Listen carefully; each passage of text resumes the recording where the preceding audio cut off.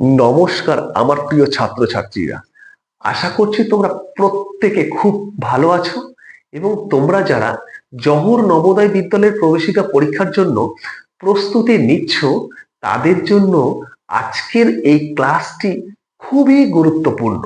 কেননা আজকের এই ক্লাস থেকে আমরা তোমাদের যে ম্যাথ বা অঙ্কের প্রথম চ্যাপ্টারটা রয়েছে সংখ্যা তত্ত্ব বা নাম্বার অ্যান্ড নিউমেরিক সিস্টেম, সেই চ্যাপ্টার থেকে বিগত বছরগুলোতে মানে 2001 সাল থেকে শুরু করে এদিকে 2025 সাল পর্যন্ত যতগুলো প্রশ্ন এই চ্যাপ্টার থেকে এসেছিল সেই সমস্ত প্রশ্নগুলো আমরা পার্ট বাই পার্ট তোমাদের সঙ্গে আলোচনা করব।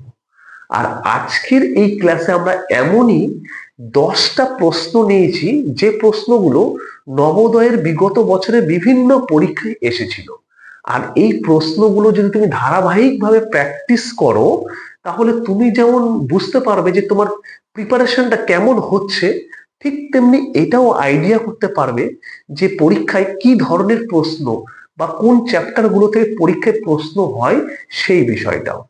তাহলে চলো আজকে আমরা যে 10টি গুরুত্বপূর্ণ প্রশ্ন যেগুলো বিগত বছরের পরীক্ষায় এসছিল সেগুলো কি সেটা যেমন দেখব, ঠিক তেমনি সেই প্রশ্নগুলোর কিন্তু আমরা বিস্তারিতভাবে সমাধানও করব। তাহলে চলো শুরু করি এবং দেখো আজকের প্রথম প্রশ্ন। দেখো প্রথম প্রশ্ন কি বলেছে। প্রথম যে কোশ্চিনটা বলেছে সেটা হচ্ছে 20 থেকে 30 পর্যন্ত মৌলিক সংখ্যা কয়টি আছে, মানে how many prime numbers are there from 20 to 30। Very very important এই প্রাইম নাম্বার বা মৌলিক সংখ্যা। এই মৌলিক সংখ্যা থেকে কিন্তু প্রায় প্রত্যেক বছরই কম বেশি একটা না একটা প্রশ্ন ঘুরিয়ে ফিরিয়ে আসছেই এবং তোমাদের সময়ও কিন্তু আসবে, এটা বলাই যায়। তাহলে তোমাকে কিন্তু এই প্রাইম নাম্বার বা মৌলিক সংখ্যাগুলো খুব ভালো করে পড়তে হবে এবং মনেও রাখতে হবে। দেখো এখানে বলেছে তোমাকে যে 20 থেকে 30 পর্যন্ত কয়টা মৌলিক সংখ্যা আছে সেটা, সেই জন্য তোমাকে মিনিমাম মিনিমাম 1 থেকে 100 পর্যন্ত কতগুলো মৌলিক সংখ্যা আছে, কোন রেঞ্জে কয়টা আছে এবং টোটাল কতগুলো আছে, প্রত্যেকটা কিন্তু খুব ভালো করে পড়তে হবে। আর এই 1 থেকে 100 পর্যন্ত মৌলিক সংখ্যাগুলো যাতে আমরা খুব সহজে মনে রাখতে পারি সেই জন্য আজকে একটা খুব সুন্দর ট্রিক্স আমি তোমাদেরকে বলবো বা শেয়ার করব। দেখো একটা কথা যদি তোমাদেরকে আমি এখন জিজ্ঞেস করি, আচ্ছা তুমি বলো তো যে তুমি তোমার বাড়ির মোবাইল নাম্বারটা জানো না? বেশিরভাগ মানে 99% স্টুডেন্ট বলবে হ্যাঁ স্যার আমরা তো বাড়ির নাম্বার জানি। শুধু বাড়ির নাম্বার নয় স্যার, আমরা আমাদের মাস্টার মশাই মানে আমরা যে স্যারের কাছে পড়ি তারও নাম্বার জানি, আমাদের কত বন্ধু বান্ধবের নাম্বার আমরা জানি, একদম মুখস্থ স্যার।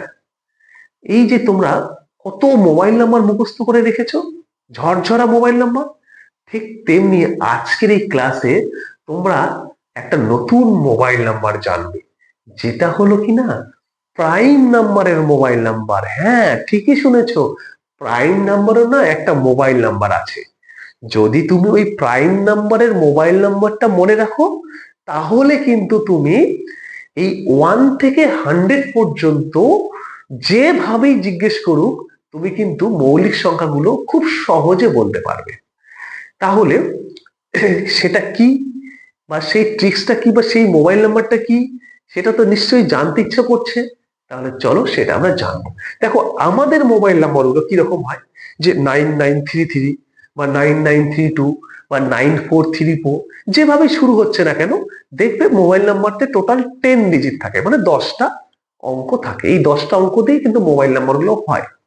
তো প্রাইম নাম্বারের মোবাইল নাম্বারেও কিন্তু 10টা অঙ্কই থাকে। কি সেই মোবাইল নাম্বারটা চলো দেখি, এখানে লিখে নিই। দেখো প্রাইম নাম্বারের মোবাইল নাম্বারটা হয় 4422 দেন 322321। দেখো প্রাইম নাম্বার মোবাইলটা মনে রাখাটা আরো সহজ। কিরকম সহজ, তুমি কি করবে, আমরা যেমন বলি 9933 বা 9932, এখানে আমি বলবো প্রাইম নাম্বারের ক্ষেত্রে, প্রাইম নাম্বারটা মনে করো তোমার একজন বন্ধু, আজকে থেকে তোমার নতুন একজন বন্ধু হয়েছে, সেই বন্ধুর মোবাইল নাম্বারটা আজকে দিয়ে দিয়েছে তোমাকে। কি দিয়েছে? যে 4422, তারপরে কি 322 মানে 322, 321 মানে 321। একদম সহজ। প্রথমে 322, তারপর 321। প্রথমে কি আসবে? 9933। আমরা বলি আমাদের মোবাইলের ঠিক প্রাইম নাম্বারটা তুমি বলবে 4422, 322, 321। এবার এগুলো কি সেটা এবার জানবো। দেখো, এই মোবাইল নাম্বারটা কাজ করে কিন্তু শুধুমাত্র মনে করো ভারতবর্ষে, ভারতবর্ষের বাইরে আর কাজ করে না। আমাদের প্রত্যেকের মোবাইল নাম্বার ভারতে কাজ করে, বাংলাদেশে গেলে কাজ করবে না। ঠিক তেমনি এই যে মোবাইল নাম্বারটা, এই মোবাইল নাম্বারটা কাজ করবে শুধুমাত্র 1 থেকে 100 পর্যন্ত, 1 to 100 পর্যন্ত। বুঝতে পারলে? 1 থেকে 100 পর্যন্ত যে মৌলিক সংখ্যা বা প্রাইম নাম্বার আছে, সেগুলোর হিসাব করতে গেলে আমার এই মোবাইল নাম্বারটা সাহায্য করবে। মৌলিক সংখ্যা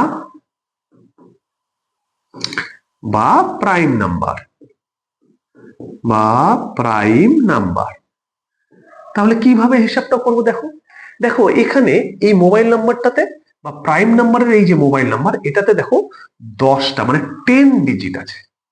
আর মনে রাখবে তোমরা এটা, যে প্রত্যেকটা ডিজিট একটা রেঞ্জকে নির্দেশ করে। কোন রেঞ্জকে নির্দেশ করে? প্রত্যেকটা কিন্তু 10টা 10টা করে গ্যাপকে নির্দেশ করে। প্রথম 4টা হচ্ছে প্রথম 10টা, পরের 4টা হচ্ছে 10-এর পর, মানে এটা 1 থেকে 10, এটা 20, 10 এর পর থেকে 20, এটা 30 পর্যন্ত, এটা 40 পর্যন্ত, এটা 50 পর্যন্ত, মানে পরেরটা 40 থেকে 50, এটা 60 পর্যন্ত, এটা 70 পর্যন্ত, এটা 80 পর্যন্ত, এটা 90 পর্যন্ত, এটা 100 পর্যন্ত। মানে এই যে গ্যাপ গুলো, দেখো এই গ্যাপ এটা। তো এরকম ভাবে প্রত্যেকটাকে, মানে প্রথম 1 থেকে 10 কটা সেটা নির্দেশ করবে এটা। তারপর 10 থেকে 20 এটা, 20 থেকে 30 এটা, 30 থেকে 40 এটা, 40 থেকে 50 এটা, 50 থেকে 60 এটা, 60 থেকে 70 এটা, 70 থেকে 80 এটা, 80 থেকে 90 এটা, 90 থেকে 100 এটা। তাহলে এখন যদি তোমাকে বলে এই 20 থেকে 30-এর মধ্যে কটি আছে, তুমি বললে স্যার এটা তো 1 থেকে 10, 10 থেকে 20, 20 থেকে 30, 20 থেকে 30 মানে এইটা 3 নাম্বারটা।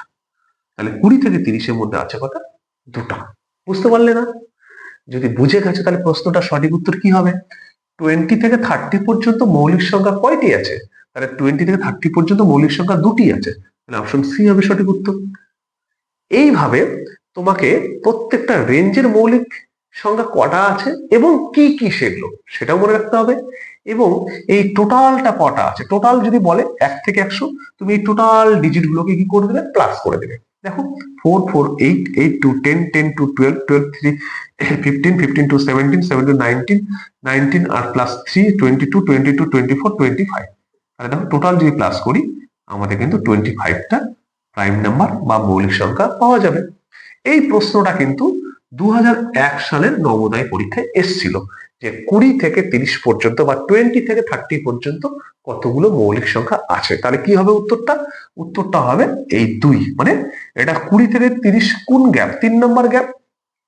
প্রথম গ্যাপ 1 থেকে 10, দ্বিতীয় গ্যাপ 10 থেকে 20, তৃতীয় গ্যাপ 20 থেকে 30। তাহলে তৃতীয় মানে কোনটা? এই যেটা। চতুর্থ গ্যাপ এটা, পঞ্চম গ্যাপ এটা। এইভাবে কিন্তু তোমাকে বের করতে হবে এই মোবাইল নাম্বারটার সাহায্যে। আশা করছি বুঝতে পেরেছো। তাহলে চলো আমরা পরের প্রশ্ন কি আছে সেটা দেখবো। সেকেন্ড কোশ্চেন বলেছে 7,502 কে অঙ্কে লিখলে কি হবে? মানে writing the 7,502 in numbers will be. দেখো এখানে তোমার কথায় লেখা আছে, তোমাকে সংখ্যায় লিখতে হবে। তুমি একটা কথা মনে রাখবে, যারা লিখতে পারো, যাদের কোনো সমস্যা নেই, তারা খুবই ভালো। কিন্তু যারা মনে করছো স্যার আমাদের কনফিউশন হয়, আমরা লিখতে গেলে কোথাও যেন ভুল করে ফেলি, তাদের জন্য আমি বলছি যে তোমরা সব সময় কমার ব্যবহারটা করবে। যদি কমার ব্যবহার করো, তোমার সংখ্যায় থেকে কথায় দিক, কথায় থেকে সংখ্যায় দিক, যেটাই দিক তুমি কিন্তু খুব সহজে করতে পারবে এবং তোমার কিন্তু ভুল হওয়ার আর কোনো রকম চান্স থাকবে না। তো কি করে কমার ব্যবহারে করবে চলো আমরা সেটা দেখবো। প্রথমে তোমাকে জানতে হবে কমাটা কিভাবে ব্যবহার করা হয়, কোথায় হয়। ইন্ডিয়ান নাম্বার সিস্টেমে কমা বসে 322, মানে 3 2 2, মানে আমাদের যে সংখ্যাগুলো দেওয়া থাকে বা যে নাম্বারগুলো দেওয়া থাকে তার মধ্যে তো ডিজিট থাকে। তো সেই ডিজিট গুলোকে আমরা সবসময় এই রাইট সাইড থেকে, ডান দিক থেকে আমরা কাউন্ট করব, এবং কাউন্টটা হবে এই দিক থেকে ফার্স্ট 3 ডিজিট, মানে 3 অঙ্কের আগে একটা কমা, তারপরে 2 অঙ্কের আগে একটা কমা, তারপরে 2 অঙ্কের আগে একটা কমা। এরপরে কিন্তু আর কমা হবে না। তোমার যদি এরপরে কমা প্রয়োজন হয়, তুমি কিন্তু এটাকেই রিপিট করতে হবে, মানে তোমাকে এটাকে আবার রিপিট করতে হবে, মানে আবার 3 2 2 এইভাবে রিপিট হতে হতে আসবে। বোঝা গেল? তো আমরা কি করব, সবার প্রথমে কথায় দিক আর সংখ্যায় দিক আমরা কমাটাকে ব্যবহার করব। তো এখানে তোমার দেখো কি আছে, কথায় লেখা আছে, এখানে তো সংখ্যা দেখতে পাচ্ছি না, বুঝতেও পারছি না। তাহলে আমরা কি করব, সংখ্যা ছাড়াই কমাটা বসাবো। কি করে বসাবো দেখো ভালো করে। আমার কি আছে, সবসময় এই দিক থেকে, রাইট সাইড থেকে কি আছে, ফার্স্ট 3টে অঙ্ক, 3 মানে 3 অঙ্ক। তাহলে এই দিক থেকে আমি কি করব, এই দিক থেকে 3 অঙ্ক, 1 2 3, এগুলো অঙ্ক মানে ঘর। এই 3 অঙ্কের আগে একটা কমা বসাবো। তারপর বলছে 2, 2 মানে দুটো অঙ্ক, তাহলে 1 2, দুটো অঙ্ক বসালাম। তারপর কি বলছে, আবার 2, তাহলে আরো দুটো বসালাম, এই বসালাম, ব্যাস ফার্স্ট কাজ আমার শেষ। এবার এটা দিয়েই আমরা করব হচ্ছে কিনা দেখো, এবং কত সহজে হয় সেটাও দেখো। এবার তোমাকে যেটা মনে রাখতে হবে, এই যে কমাটা দিলাম ফার্স্ট কমা, এই কমাটার নাম হচ্ছে হাজার। এই কমাটার নাম হচ্ছে হাজার, মানে ফার্স্ট কমা তোমাকে মনে রাখতে, ফার্স্ট কমা হচ্ছে হাজার, বা ইংরেজিতে বলি আমরা 1000। সেকেন্ড কমা যেটা দিয়েছি তার নাম হচ্ছে লক্ষ বা লাখ। থার্ড যে কমা দিয়েছি তার নাম হচ্ছে কোটি বা করোড়। এবার দেখো প্রশ্নে কি বলেছে, এটা সাজিয়ে নিয়েছি। এভাবে তোমাকে কিন্তু প্র্যাকটিসটা করতে হবে। যখন প্র্যাকটিস করতে করতে তুমি একদম তোমার কনফিউশন, তোমার কনসেপ্ট পুরো ক্লিয়ার হয়ে গেছে, তুমি তখন দেখবে স্যার এ তো দেখে মাত্র করতে পারছি, আমি বুঝতে পারছি, তখন কিন্তু তুমি এগুলো লিখতে হবে না, তখন তুমি সরাসরি করতে পারবে। প্রথম প্রথম যখন প্র্যাকটিস করছো এইভাবে লিখে লিখে করবে। তাহলে আমি লিখে ফেলেছি। এবার কোশ্চেনটা কি আছে, 7 লক্ষ। দেখো লক্ষ্য কোনটা, এই যে লক্ষ্য, এই কমাটা লক্ষ্য।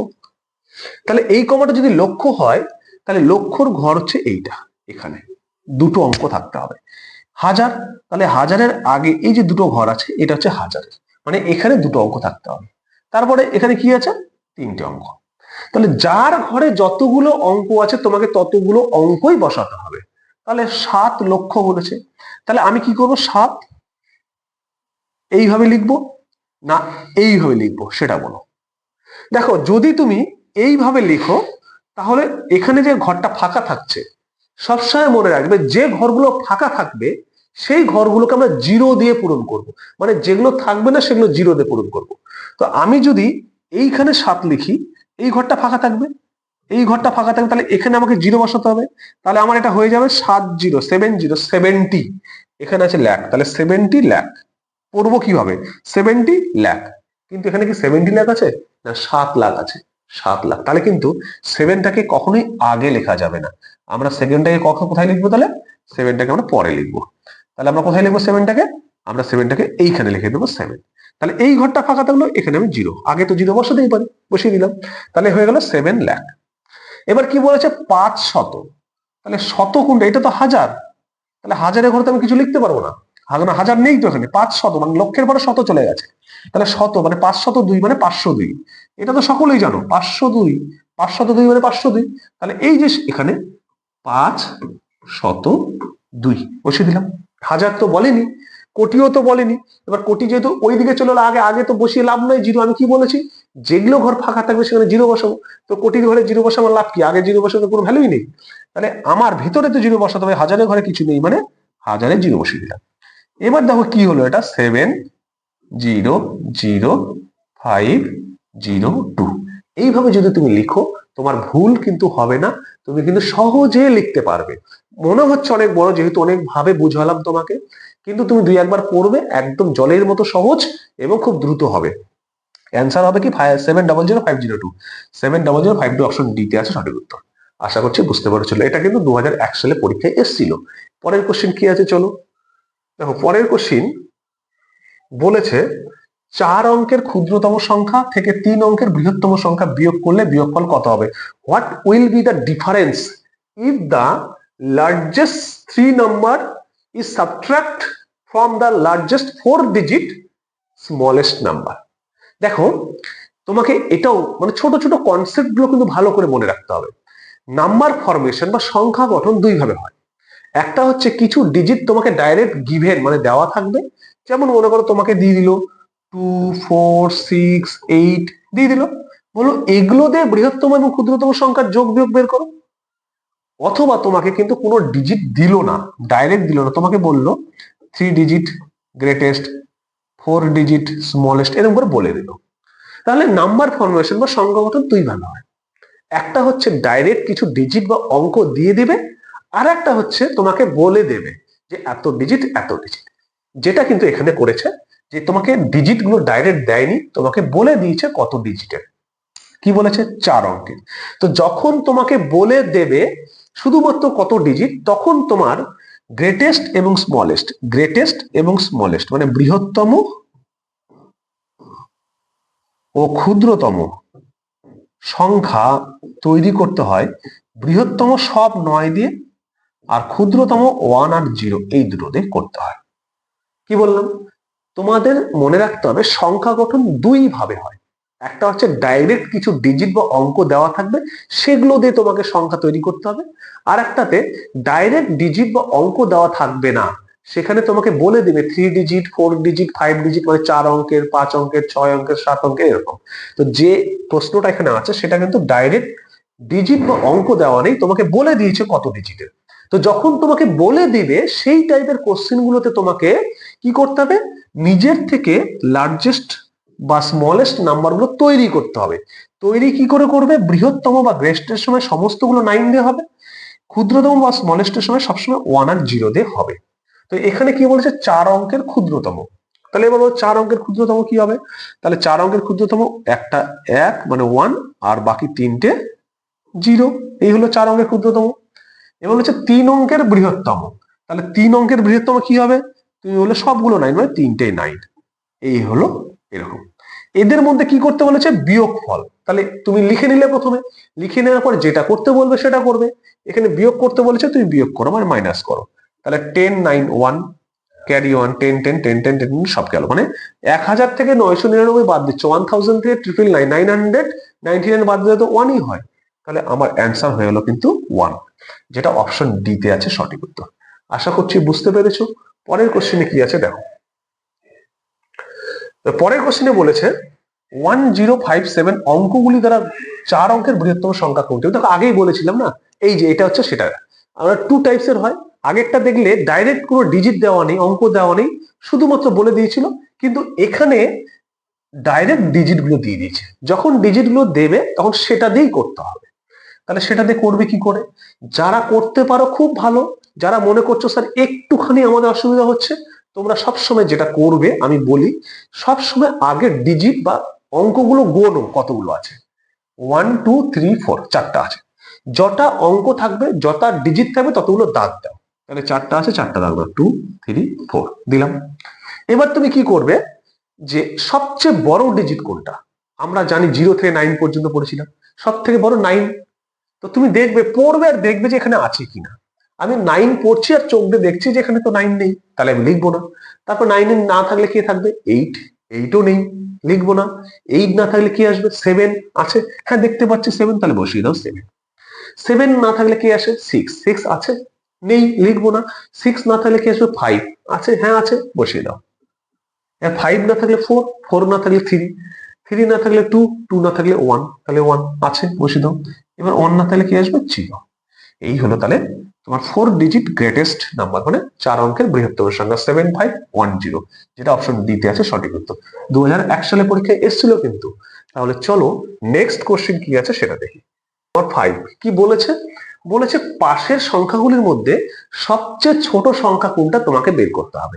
মানে which is the smallest number among the all number. তোমাকে স্মলেস্ট নাম্বার বা সবচেয়ে ছোট নাম্বারটা বের করতে হবে। আর এই নাম্বারটা যদি তুমি বের করতে চাও, তাহলে তোমাকে প্রথমে নাম্বারটা চিনতে হবে নাম্বারটা কত সেটা পড়তে হবে, আর সেটা যদি তুমি না করতে পারো তাহলে তো বলতে পারবে না। আর এর জন্য তোমার দরকার কমার ব্যবহার করা। আমি বারবার তোমাকে বলছি কমার ব্যবহার করো, কমার ব্যবহার করো, কারণ কমার ব্যবহার করলে সবচেয়ে সহজ এবং ইজি হয়ে যায়। তাহলে চলো প্রথমে আমরা কমা বসাবো। কমা কি করে বসাতে হয় সবসময় মনে রাখবে, এই ডান দিক থেকে ফার্স্ট 3 ঘর আগে বা 3 অঙ্কের আগে, তারপরে 2 অঙ্কের আগে, তারপরে 2 অঙ্কের আগে, এরপরে কমার ব্যবহার হয় তোমার আবার এটাকে রিপিট করতে হয়। তো চলো এটা করি আগে আমরা। দেখো আমি এখানটায় অপশন গুলোর মধ্যে করছি, কেমন? তো অপশন গুলোর মধ্যে করলে কি হয়, 1 2 3, তাহলে এখানে একটা কমা, 1 2 3, এখানে একটা কমা, 1 2 3, এখানে একটা কমা, 1 2 3, এখানে একটা কমা। আমরা কি বলেছি তোমাকে, যে ফার্স্ট যে কমাটা দেবে তার নাম হচ্ছে থাউজেন্ড বা হাজার। তাহলে এটা হচ্ছে হাজার মানে থাউজেন্ড, এটা হচ্ছে হাজার মানে থাউজেন্ড, এটা হচ্ছে হাজার মানে থাউজেন্ড, এটা হচ্ছে হাজার মানে হচ্ছে থাউজেন্ড। বোঝা গেল? এবার তুমি পড়ো, খুব সহজ হয়ে যাবে। তাহলে এটা থাউজেন্ড পড়ছে, এটার নাম থাউজেন্ড, তাহলে কত আছে? তুমি বলে ছোট্ট 3 3 কত হয়, তুমি বলতেই পারো 3 3 কত হয়, 3 3 কত, 33। তুমি বলে খুব সহজে স্যার 33,000। আগে সব থাউজেন্ড গুলো পড়ে নাও, 33,000, 71,000, 91,000, 37,000। তুমি দেখো থাউজেন্ডটা পড়েই বুঝে গেলে যে কোনটা সবচেয়ে ছোট হবে। 33,000, 33,000, 71,000, 91,000, 37,000। তাহলে সবচেয়ে কম কোনটা? 33,000। 33-এর থেকে বড় 71, 71, 33-এর থেকে বড় 91, 33 থেকে বড় 37, সবগুলো 33-এ বড়। তাহলে তোমার সব থেকে ছোট কিন্তু এটাই হয়ে যাচ্ছে। তুমি এগুলো হাজারের ঘরটা পড়েই বুঝে গেলে, তোমাকে কিন্তু আর এই দিকের ঘরগুলো পড়তে হলো না। এই কমাটা না দিলে তোমাকে সবগুলো দেখতে হতো। আর এই জন্যই বলি কমাটা সবার আগে ব্যবহার করবে, দেখবে খুব সহজ হয়ে যাবে। তাহলে সঠিক উত্তর হয়ে গেল কোনটা? অপশন নাম্বার এটা। চলো তাহলে পরের প্রশ্নটা কি আছে সেটা এবার আমরা দেখি। দেখো পরে কোশ্চেন নাম্বার 6 কোশ্চেন নাম্বার কি বলেছে? কোশ্চেন নাম্বার 6-এ বলেছে এই নাম্বারটাকে 17 দিয়ে গুণ করলে গুণফল কত হবে? Multiplying this by this the product will B.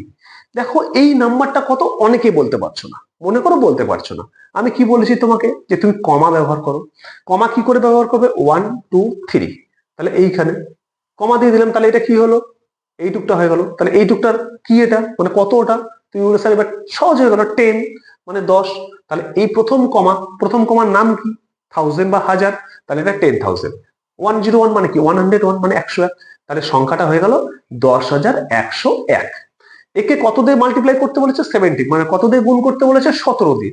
17 দিয়ে গুণ করো, তাহলে 17 17, জিরো তো আছে তাহলে 17ই বসবে, তাহলে 17ই বসলো। তারপরে আবার 17 তাহলে জিরো আছে, আবার 17 বসবে, আবার 17 কিছু নাই মানে 17 বসবে।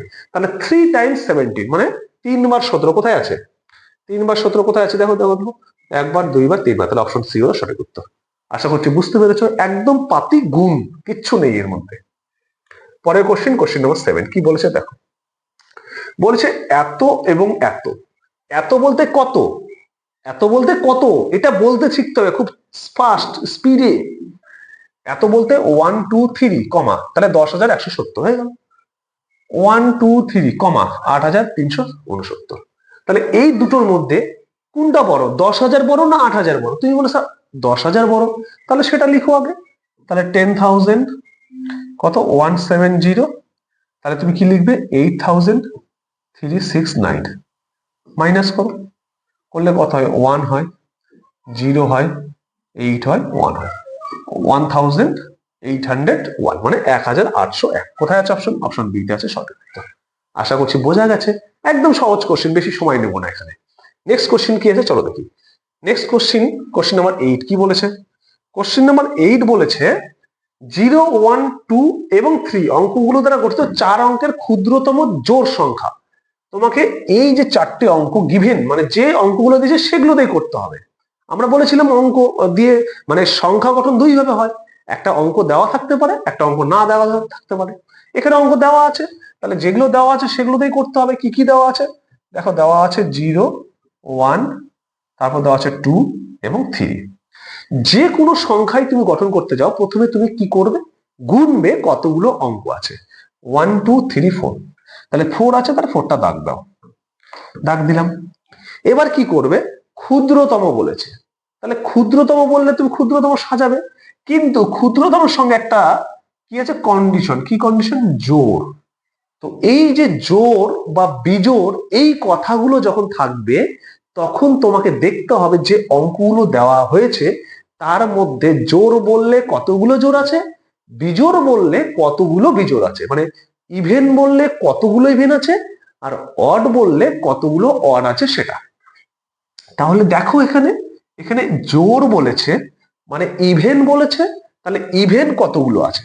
তুমি বলবে স্যার এখানে এটা ইভেন, এখানে এটা ইভেন, মানে দুটো ইভেন আছে, তাহলে আমি দুটো ইভেন থাকলে আমি কোনটাকে নেব। আমরা তো জানি জোড় সংখ্যা কাকে বলে, না জানো না, তাহলে সেটাও শুনে নাও। জোড় সংখ্যা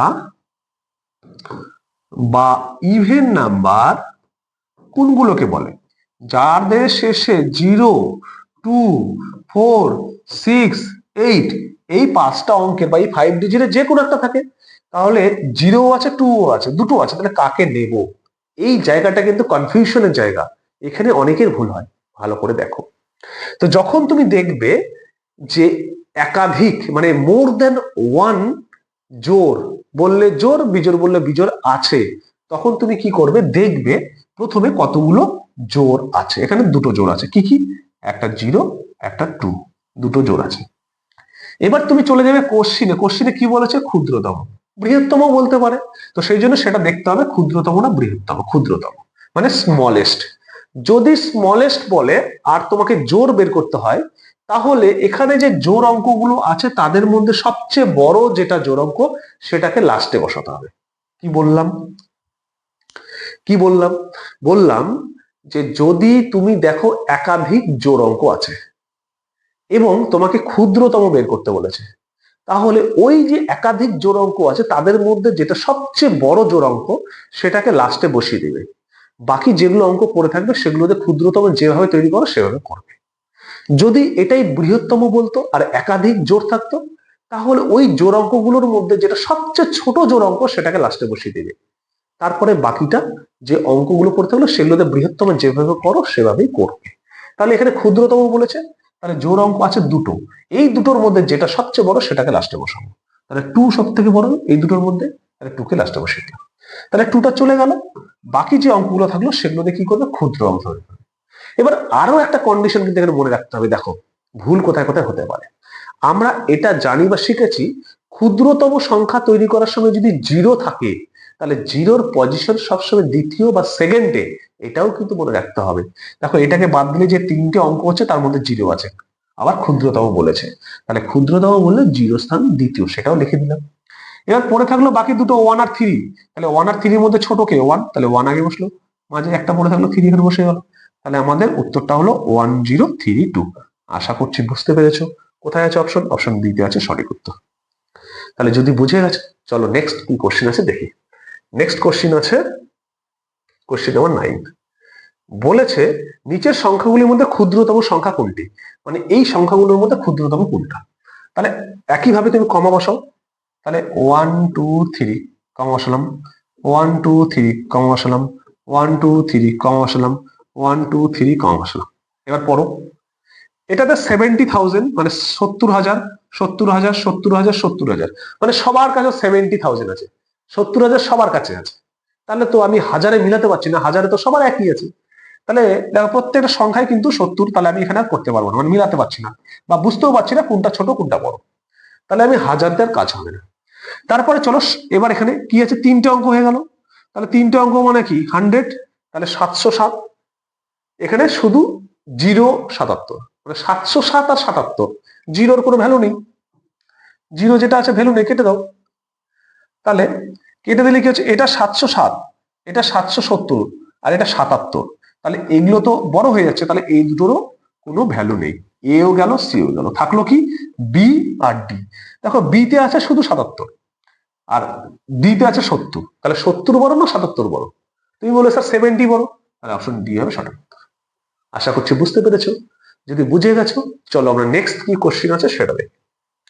দেখো নেক্সট কোশ্চেন কি বলেছে, নেক্সট কোশ্চেন বলেছে যেটা 2003 সালে পরীক্ষায় এসেছিল, বলেছে দুটি সংখ্যার যোগফল হচ্ছে এটা, এটা কত, এটা এটা কত 1 2 3 কমা 11, তাহলে 11,000 মানে 11,009, মানে দুটি সংখ্যার যোগফল হচ্ছে 11,009।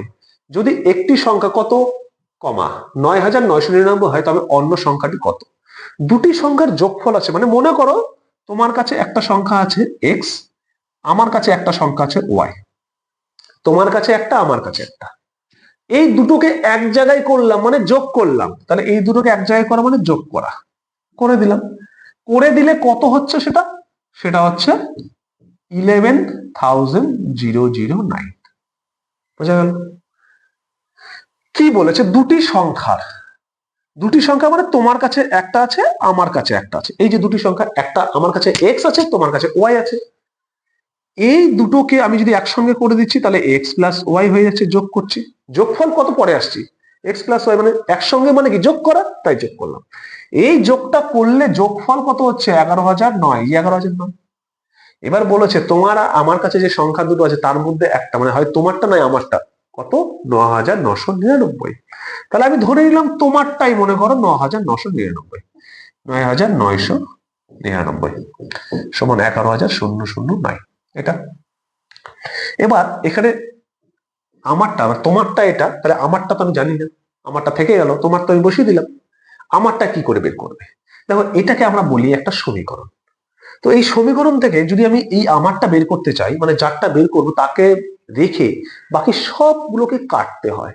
কিভাবে কাটবে দেখো, এটাকে বাদ দিয়ে বাকি যতগুলো আছে সবাইকে কাটবে। কি করে কাটবে, সবসময় মনে রাখবে যে সংখ্যাটা এক্সট্রা মানে একটা গাছ, এটা হচ্ছে তোমার কি, এটা হচ্ছে একটা ফুলের গাছ, মানে খুব সুন্দর ফুল রজনীগন্ধা, এর আশেপাশে অনেক রকম ঘাস জন্মেছে, তুমি কি করবে, সেই গাছটার পাশে এত ঘাস, এগুলোকে সরাও সরাও সরাও, আগাছা মানে আগাছাগুলোকে সব সরিয়ে দাও। এখানেও ঠিক তেমনি এটা হচ্ছে তোমার গাছ, আর এই গাছের আশেপাশে যা আছে সেগুলো সব আগাছা, এই আগাছাগুলোকে সরাতে হবে।